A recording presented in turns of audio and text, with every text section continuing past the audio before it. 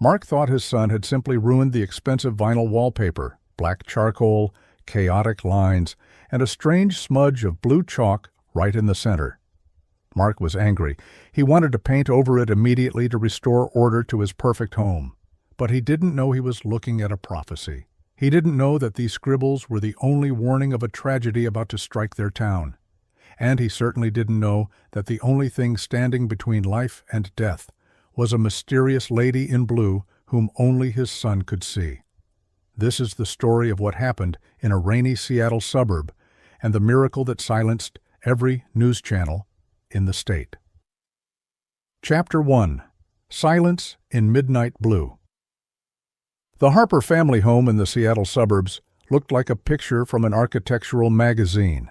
Clean lines, large windows, a perfectly manicured lawn that Mark watered on schedule. Mark was a structural engineer, a man of numbers, concrete, and logic. In his world, 2 + 2 always equaled 4, and bridges stood because the calculations were correct, not because someone prayed. Sarah, his wife, was different. Soft, with eyes that always held a quiet hope, she worked as a florist and believed that every flower had a soul. But in this perfect house lived a silence, a heavy, thick silence that pressed on the ears louder than a scream. Their son, Leo, was 7 years old. He had thick, dark curls and an attentive gaze that seemed to scan your soul. But Leo never spoke. Doctors called it selective mutism, trauma, genetics. No one knew. Mark spent thousands of dollars on speech therapists, neurologists, and psychologists. He's just stubborn, Mark often said, pouring himself a whiskey in the evening. He just doesn't want to be normal. Sarah usually remained silent, only hugging her son tighter before bed. Leo lived in his own world, a world without words, but full of images. It happened on a Tuesday in mid-November. A storm covered Seattle. Rain drummed on the roof like machine gun fire. The wind howled in the chimney. It was 3:15 a.m. when Mark woke up, not from thunder, but from a strange sound. Scritch, scritch, thud. The sound came from the nursery. Mark, staggering with fatigue, got out of bed. "Leo is awake again," he muttered. He walked down the hall, pushed open his son's door, and froze. What he saw made his sleep vanish instantly. Leo wasn't in bed. He was standing by the wall, in his pajamas.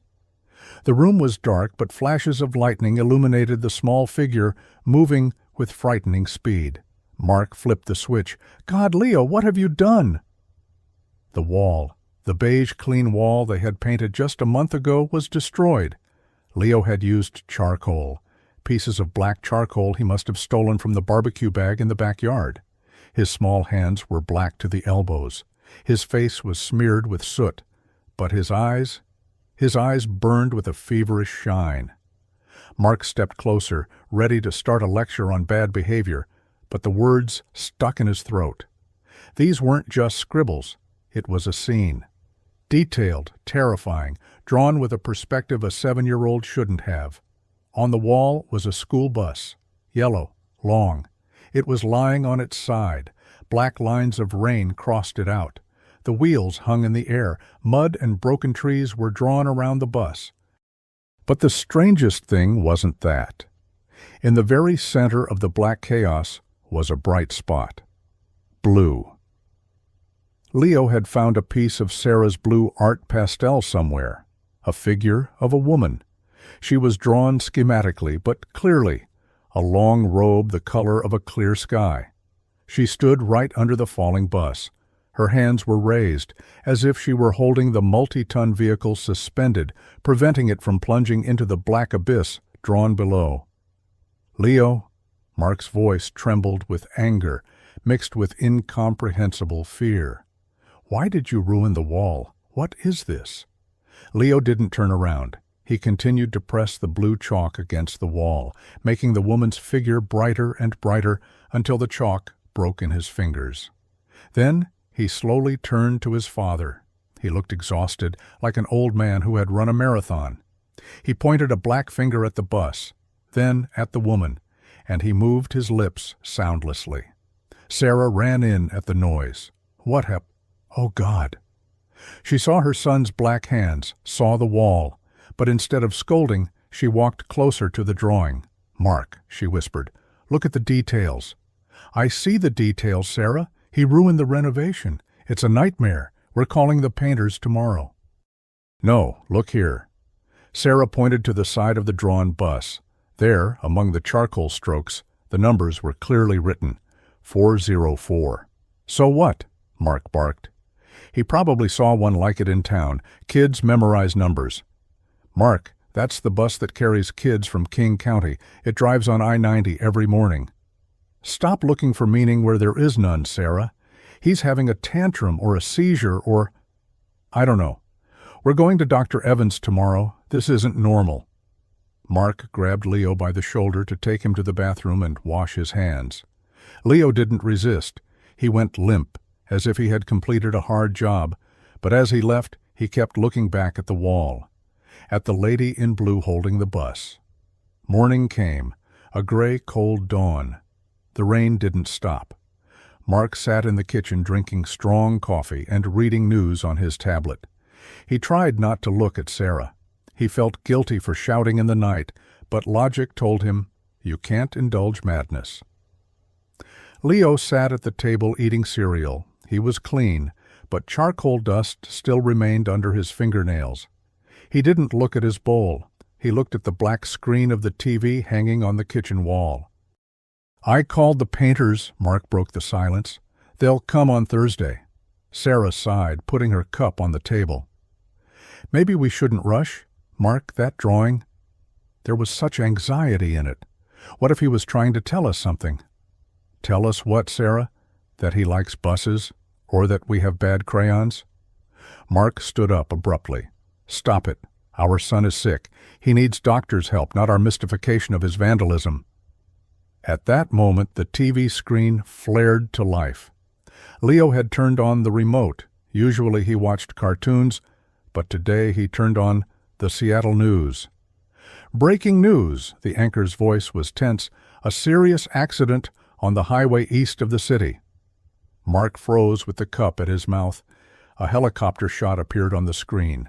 A wet highway, blurred by rain, mud, and a yellow spot, a school bus. It was lying on its side, half hanging off a steep cliff over the river. It looked exactly like the one on the wall in Leo's bedroom, the same trees, the same angle. "Oh my God," Sarah exhaled, pressing her palm to her mouth. The camera zoomed in. On the side of the bus, splattered with mud, the number could be made out. 404.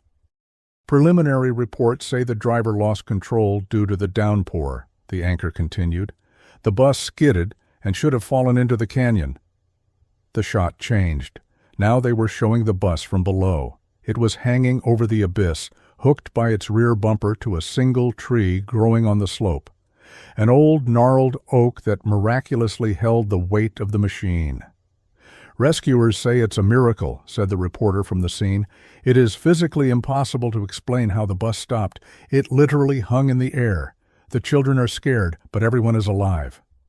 Mark felt cold sweat running down his back. His logic, his world of numbers and facts, cracked. Coincidence, just a coincidence. He saw the forecast. He saw that bus before. He slowly turned his head to his son. Leo wasn't surprised. The boy got up from his chair and walked to the huge TV screen. He raised his hand.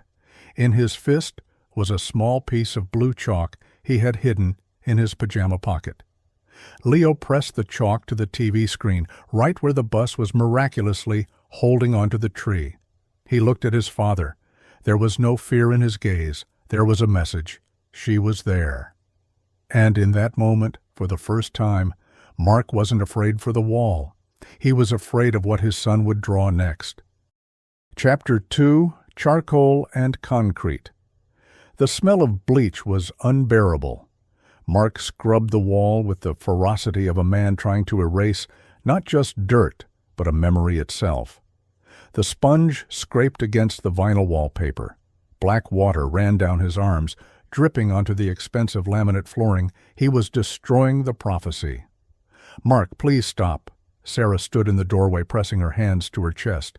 "You saw the news? You saw the bus number?" "I saw statistics, Sarah." Mark threw the sponge into the bucket. Dirty water splashed onto the floor. "There are 300 accidents a day in Washington state during the rain. 300. He turned to her, his face red from exertion. "Leo just guessed, or heard us discussing the school, or saw that damn bus out the window a week ago, and drew it exactly the night it fell, and drew the tree that saved it. Coincidence?"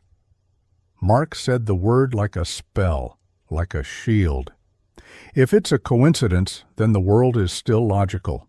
It means bridges don't fall from curses, and concrete doesn't crack from prayers. If it's not a coincidence, then Mark is losing his mind." He grabbed the rag again. The black charcoal gave up easily. It vanished, leaving only gray streaks. But the blue chalk wouldn't erase. The silhouette of the woman in the center of the wall had eaten into the texture of the wallpaper. Mark had to scrape it with his fingernails until blue dust lodged under his skin. He destroyed her. At least, he thought so. 2 days passed. The tension in the Harper house was thick enough to cut with a knife. Leo didn't cry when his father erased his drawing. He just watched, with a heavy adult gaze that sent shivers down Mark's spine. The boy stopped eating at the table. He would take an apple or a piece of bread and retreat to his room, shutting the door tight. Thursday, 4:01 p.m. Mark was in his office on the second floor, checking blueprints for the bridge in Spokane. A scream from Sarah came from downstairs. Not scared. Pleading. Mark ran down the stairs, skipping steps. Sarah was standing in the living room. Leo was sitting on the floor. This time he wasn't drawing on the wall. He had pulled a light beige blanket off the sofa, spread it on the carpet, and was drawing directly on the fabric. In his hand was a thick black marker he had found in his father's desk drawer. "Leo!" Mark barked. "Don't touch him!" Sarah grabbed her husband's arm. Her fingers dug into his forearm. "Look, Mark. Look what it is." Mark looked down. The marker soaked into the fabric, leaving thick, permanent lines. It was a building, huge, with a high glass dome, escalators, shop windows, stick-figure people running in panic. From above, through the glass roof, black dots were flying. Hail, stones, shards. Mark recognized the place immediately. Anyone in their suburb would recognize it. Westfield South Center Mall, the atrium where a pianist played on weekends. And again, in the very center of the chaos, was she. Leo had found a blue marker. The figure of the lady in blue stood in the middle of the atrium. This time she wasn't holding something. She stood with her arms spread wide, and above her, drawn in blue strokes, was a dome, an invisible shield. Glass shards and black stones bounced off this shield, not touching the people huddled at her feet. "Jenny," Sarah whispered. "My sister. She works there, at the coffee shop on the first floor, right under the dome." Mark felt irritation boiling up. "Sarah, no, don't start. Leo is just drawing scary pictures. It's aggression. Dr. Evans warned—" "I'm going there." Sarah grabbed the car keys. "Are you crazy? There's a storm warning outside." "That's exactly why I'm going," she shouted from the hallway. "If you don't believe your son, Mark, that's your problem. But I won't risk my sister." The door slammed. Mark was left alone with his son and the ruined blanket. Leo didn't look at his father. He capped the marker. The click sounded like a gunshot in the silence. He had done his job. Sarah drove her sedan through a wall of rain. The wipers couldn't keep up. The radio broadcast warnings of unprecedented hail moving from the north. Her heart was pounding somewhere in her throat. God, let it just be a fantasy. Let Mark be right. She ran into the mall, wet, hair disheveled. Inside Westfield it was warm.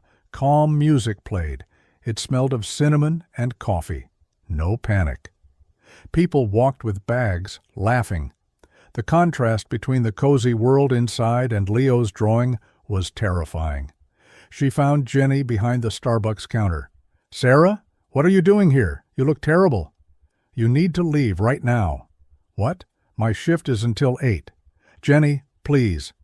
Sarah grabbed her sister's hand across the counter, almost knocking over cups. Leo is sick. I need help. Urgently," she lied. But she knew if she told the truth about the prophecy drawing, Jenny would just laugh and offer her a sedative. "God, what's wrong with him?" Jenny's face changed. "Okay, just a second. Let me tell the manager." "No time, let's go." She literally dragged her sister from behind the counter. They walked quickly to the exit. "Sarah, you're hurting me." They exited through the revolving doors into the parking lot. Cold wind hit their faces, and in that moment the sky fell. First came the sound, like a million rocks hitting a tin roof at once. Hail. But not normal hail. Ice balls the size of golf balls began to bombard the asphalt, cars, and the mall roof. Car alarms went off, by the hundreds. Sarah pushed Jenny under the concrete overhang of the parking garage. "Look!" she screamed, pointing at the glass dome of the atrium they had just exited. Under the blows of the giant hail, the tempered glass couldn't hold. With a terrifying crash that drowned out the sirens, the central section of the dome burst. Tons of glass, ice, and steel structures collapsed downward. Right where the coffee shop was, right where Jenny was making a latte 5 minutes ago, dust and ice shards burst from the broken doors. Jenny sank to the dirty asphalt, covering her mouth with her hands. Her eyes were wide open. I was there," she whispered. Sarah didn't look at the destruction. She looked at how the structures fell. The main steel beam had collapsed but caught on the edge of the fountain, creating a safe space underneath itself. A triangle of life. Exactly the same dome Leo had drawn with the blue marker. The lady in blue held the roof. The evening of that day felt like a funeral. Mark couldn't deny the fact of the mall's destruction. It was all over the news. Miraculous escape? No one died thanks to a lucky coincidence. But his brain refused to accept the cause. For Mark, this wasn't a miracle. It was a threat. If his son could predict disasters, then the world was unpredictable. It meant his engineering calculations were worthless. It meant chaos ruled everything. He needed to regain control. At 8 p.m., the doorbell rang. Mark opened it. Dr. Evans stood on the threshold, a tall, dry man in rimless glasses, holding a folder. The best child psychiatrist in the county. Expensive. Logical. "Thank you for coming so quickly, Doctor." Mark shook his hand. Mark's palm was damp. "I heard about the coincidences, Mark." Evan's voice was calm, professionally devoid of emotion. "Let's look at the boy." They entered the living room. Sarah sat in an armchair, still pale from the trip. She didn't want to let the doctor in, but Mark insisted. Leo sat on the floor. The ruined blanket still lay nearby. Dr. Evans picked up the blanket, carefully studied the black lines of the destroyed mall, adjusted his glasses. Classic projection of internal anxiety, he concluded, not even looking at Leo. The child feels tension in the family.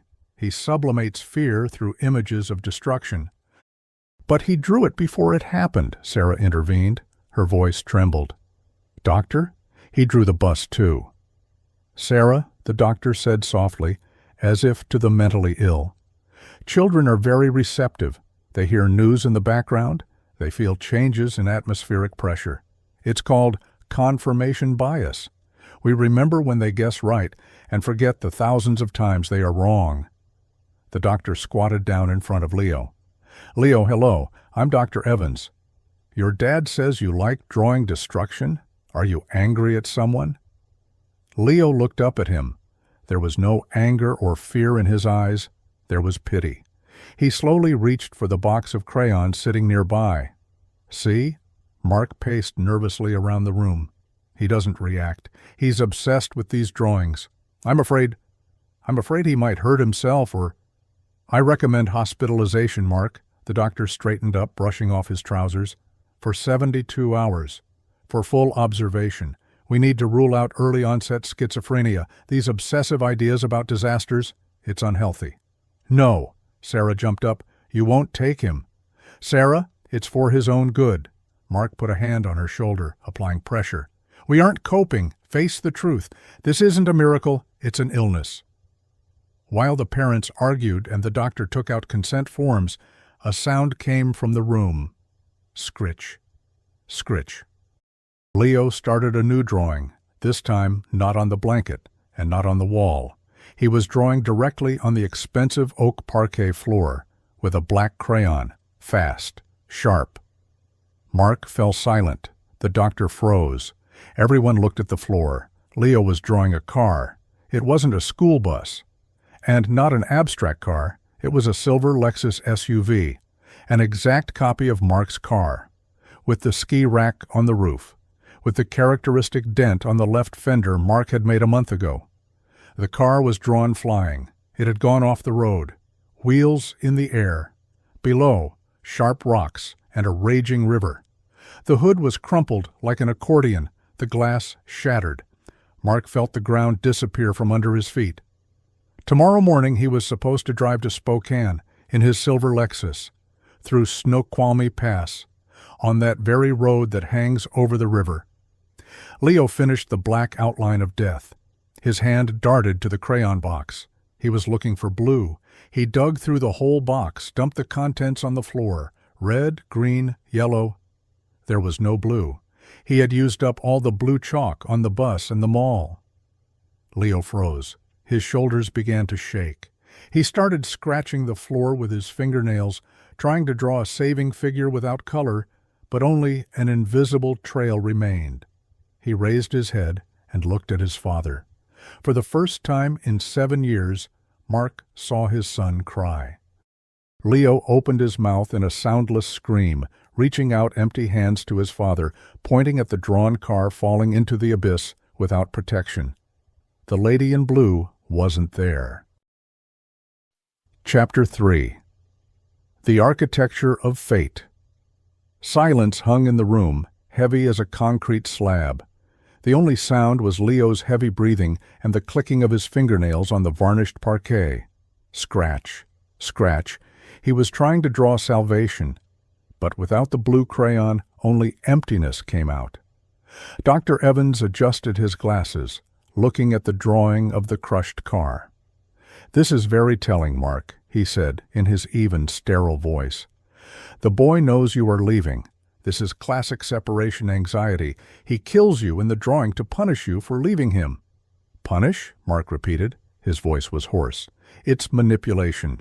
Unconscious, of course, but very powerful." Mark looked at his son. Leo didn't look like a manipulator. He was trembling. Tears rolled down his cheeks, leaving light tracks on his soot-stained face. He looked at the drawing with horror. He didn't see symbols. He saw a reality that would arrive in a few hours. But Mark was an engineer. His brain clung to Dr. Evans' logic like a drowning man to a straw. If it's manipulation, then there is no danger. It means he can go. It means his career, his contract for the bridge inspection in Spokane. None of it needs to be canceled because of a child's drawing. "Enough," Mark said sharply. He stepped toward his son. Leo flinched and covered the drawing with his body, curling into a ball right on the floor. "Mark, don't you dare!" Sarah screamed. "I said enough!" Mark bent down and forcefully ripped the box of crayons from the boy's hands. "No drawings, no news. Tomorrow you are going to the clinic for observation." Leo opened his mouth in a soundless scream. His face turned red from the strain. Veins on his neck bulged. He reached for his father, grasping at the air with small fingers. He wasn't asking for the crayons back. He was begging, "Don't go." Sarah threw herself at her husband, grabbing his jacket. "Don't you see? Mark, look at him. He's terrified. The lady in blue isn't there." "Because he ran out of chalk, Sarah." "No, because this time she won't be there. If you go, you will die." "I am going to work," Mark yelled, pushing his wife's hand away. "I am the only one earning money in this house to pay for these walls, this parquet, and these doctors." He threw the crayon box into the trash bin in the corner of the room. The sound of plastic hitting metal sounded like a sentence. "I'm leaving at 5 in the morning," Mark said coldly, heading for the exit. "And when I return alive and well, we will start treating him for real. No fairy tales, no ghosts." The door slammed. Dr. Evans coughed awkwardly. I'll write a prescription for a mild sedative, for both of you." The night was endless. The rain outside turned into a deluge. The wind bent the trees in the garden, and branch shadows darted across the walls like skeletons. Mark didn't sleep. He lay in the guest bedroom, staring at the ceiling. Before his eyes was the drawing, the silver Lexus, crumpled like a tin can. "It's just a drawing, he repeated to himself like a mantra. At 4:30 the alarm didn't have time to ring. Mark turned it off a minute before the signal. He dressed in the dark, a thick sweater, jeans, a waterproof jacket. He took the car keys. They felt strangely heavy and cold. He went down to the kitchen. The light was on. Sarah sat at the table. She hadn't slept all night. A cup of cold coffee stood before her. "Don't go," she said without turning around. Her voice was hollow, devoid of emotion. "I have to, Sarah. If I'm not at the site by 9, they'll give the contract to a firm from Portland. It's our money, Leo's future." "Leo won't have a future if he doesn't have a father." Mark grit his teeth. "I'll call you as soon as I cross the pass." He walked over to kiss the top of her head, but she pulled away. It hurt more than a slap. Mark went out to the garage. His silver SUV stood there, gleaming under the fluorescent lights. Reliable, powerful, Japanese engineering, airbags, lane control system. What abyss! It's the safest car in its class. He pressed the button.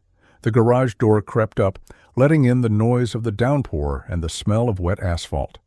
Mark sat behind the wheel, started the engine, and for a second, just a fraction of a second, he thought he saw a shadow in the rearview mirror, in the back seat. He turned around sharply. Empty. Only Leo's car seat. Empty. He drove out onto the road. The wipers worked in a frantic rhythm. In the house on the second floor, Leo stood by the window. He saw the red taillights of his father's car dissolve into the veil of rain. Father was gone, into the trap. Leo slowly slid down the wall to the floor. Sarah entered the room. She was desperate. "Leo, honey." She saw what her son was doing. He wasn't crying. The hysteria had passed. The phase of action had begun.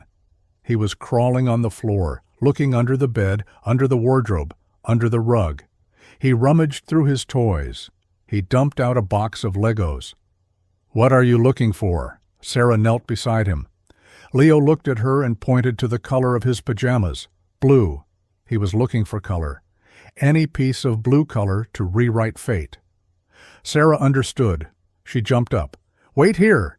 She ran to her workshop in the basement. She was a florist. She must have paints, ribbons, anything.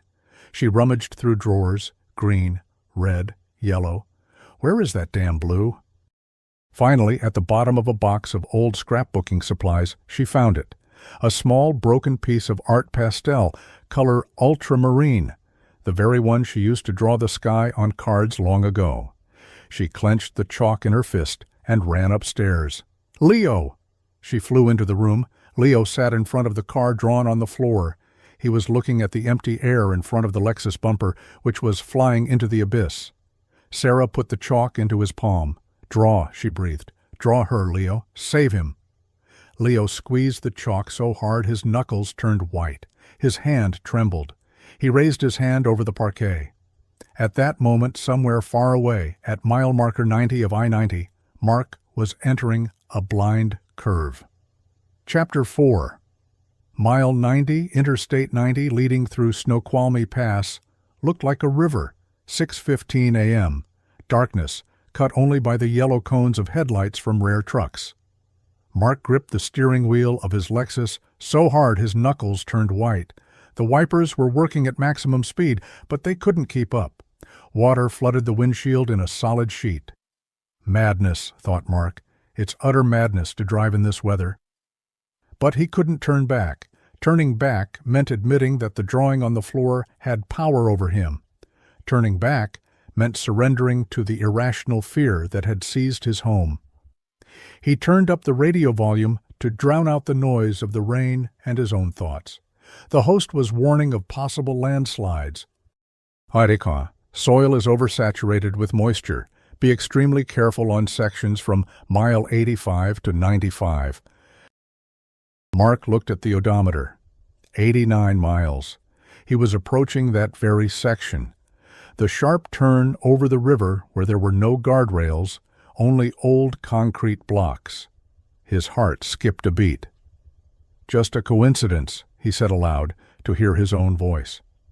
At the same time, a battle was raging in the Harper living room.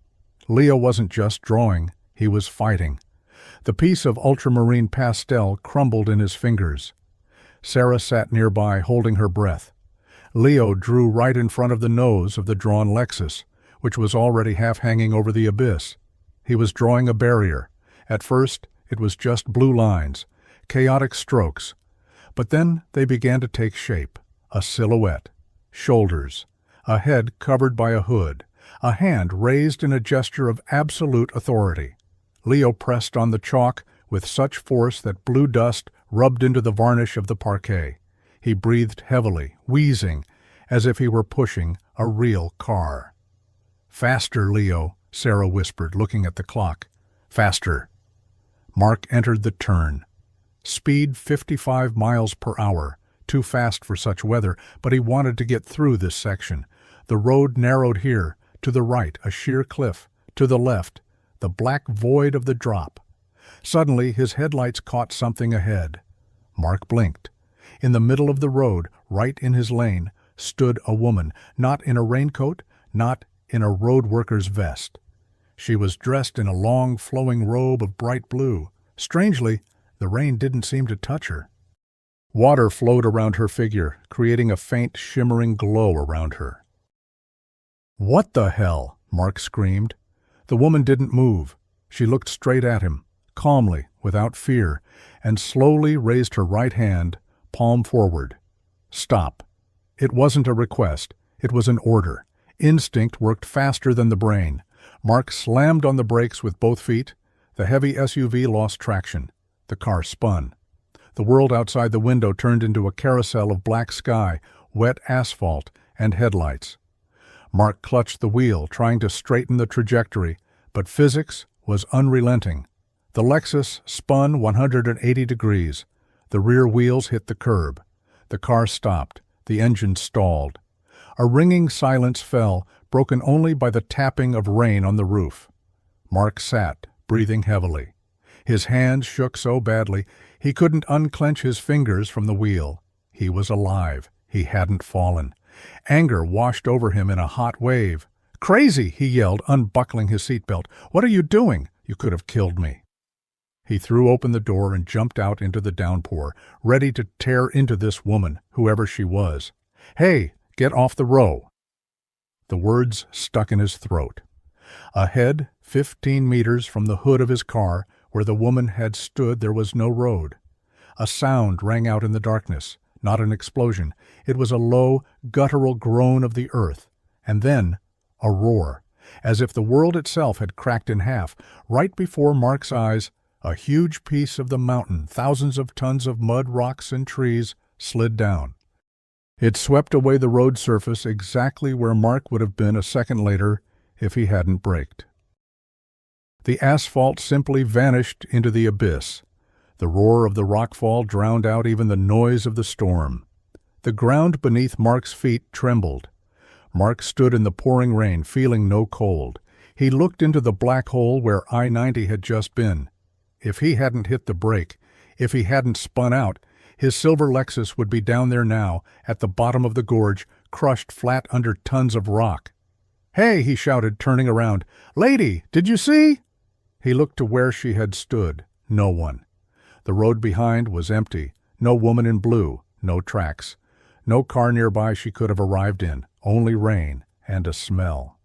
Amidst the smell of wet dirt, exhaust fumes, and ozone, Mark smelled something absolutely impossible here on a mountain pass in November. The scent of fresh roses, a sweet, thick aroma that enveloped him like a warm cloak. Mark slowly sank to his knees right in the mud. Water ran down his face, mixing with tears he didn't even notice. He remembered the drawing on the parquet, the crashed car, and the emptiness because Leo didn't have a blue crayon. He pulled out his phone with shaking hands. Connection was almost non-existent, but one bar appeared. He dialed Sarah. At home, in the living room, Leo dropped the chalk. The small piece of blue pastel had worn down to nothing. Only blue dust remained on his fingers. He had finished the drawing. On the parquet in front of the car stood a tall blue figure with a raised hand. The barrier was complete. Leo leaned back, breathing heavily, staring at the ceiling. Sarah was crying, sitting next to him. The phone rang. She grabbed it, afraid to hear the voice of the police. "Hello? Sarah?" Mark's voice sounded like he was speaking from the other side. Weak, breaking. "Sarah, you were right." "Mark, are you alive?" "The road is gone, Sarah. The mountain came down right in front of me." He fell silent, and Sarah heard him sobbing on the other end of the line. "She stopped me, Sarah." "Who?" "The lady in blue. She stood on the road. I saw her. Sarah." Sarah looked at her son. Leo lay on the floor, arms spread, smiling. For the first time in all these years, there was absolute peace on his face. "Come home, Mark," she whispered. "We are waiting for you." Chapter 5. The First Word. Not a silver car, but a black and white patrol car pulled up to the Harper house. The lights were off, but the headlights cut through the morning twilight. The rain had finally stopped. Only the wet, ringing silence that follows great storms remained. Mark stepped out of the police car. He looked like a ghost. His expensive jacket was stained with mud from the roadside, his jeans soaked through. But he felt no cold. Inside him burned a fire, a mixture of adrenaline, horror, and all-consuming gratitude. The officer who gave him a ride rolled down the window. "Are you sure you don't need a hospital, sir? You look shaken." "No," Mark's voice was hoarse. "I need to see my son. I need to go home." Mark walked to the front door. His hands shook so much he couldn't get the key in the lock on the first try. The door swung open before he could turn the lock. Sarah. She didn't say a word. She just threw herself around his neck, sobbing. Mark buried his face in her hair, inhaling the smell of home, the smell of shampoo, the smell of life. "I saw her, Sarah," he whispered in her ear as they stood in the hallway. "I stood on the edge. There is nothing there. The road is just gone." He pulled away and looked at his wife. In his eyes, usually so cold and calculating, tears now stood. "Where is he?" They entered the living room. The light was dimmed. Leo was sleeping right on the floor, curled up on the ruined, expensive parquet. Around him, like a magic circle, colored crayons were scattered. His hands, face, pajamas, everything was covered in blue dust. Mark slowly walked to his sleeping son. He stepped over the black line of the cliff drawn on the floor.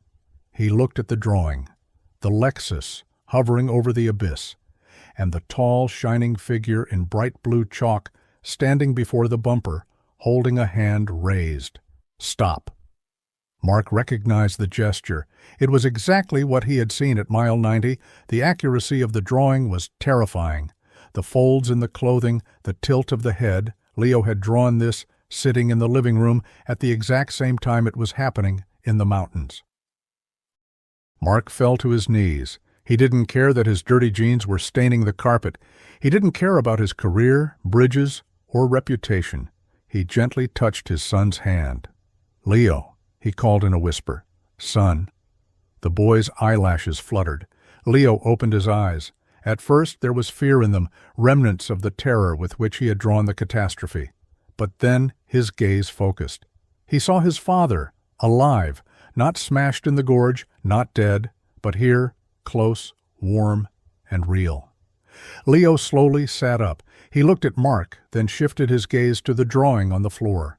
His small hand, stained in ultramarine, reached for the drawing. He traced his finger over the blue figure. Mark took his son's palm in his large, rough hands. "Forgive me," Mark's voice broke. "Forgive me for not believing. You saved me, Leo, you and her." Leo looked into his father's eyes for a long time. Silence hung in the room.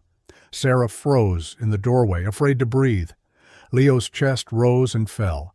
His lips, sealed for 7 long years, trembled. His throat tightened, remembering how to make sounds. And then it happened. Quietly but distinctly, like the first ray of sun after a polar night. She saved. The sound was strange, a bit creaky, but it was a word, a real human word. Sarah sobbed, covering her mouth with her hand. Mark froze, afraid to scare away the moment. "Who, Leo?" he asked softly, looking straight into his child's soul. "Who saved?" Leo smiled. It wasn't a child's smile. It was the smile of a person who knows the secret of the universe. He touched the blue figure on the floor again, and then pointed a finger somewhere upward, not at the ceiling, but through it. He took a deep breath and spoke 2 words that changed the Harper family's life forever. Mother of God. Mark hugged his son tighter than ever in his life. He cried, and his tears dripped onto the blue drawing, mixing with the chalk, turning the prophecy into a blurred smudge. But it didn't matter anymore. The drawing had done its job. That morning, the Harper family didn't just reunite. They were reborn. Weeks passed. Mark turned down the contract in Spokane. He took a 3-month leave just to be with his family.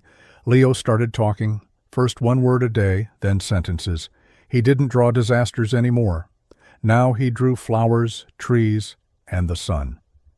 The nightmares were gone because his mission was accomplished. He had forced his parents to listen. One sunny morning, a month after the accident, Mark went out into the garden. He was raking fallen leaves.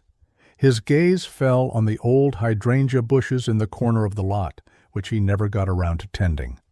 The branches had overgrown, hiding what stood behind them. Mark walked over and parted the branches. There, in the shadow, stood a small, half-forgotten statue, a concrete figure of a woman in a cloak. Sarah had bought it at a garage sale years ago, put it in the garden, and forgotten it.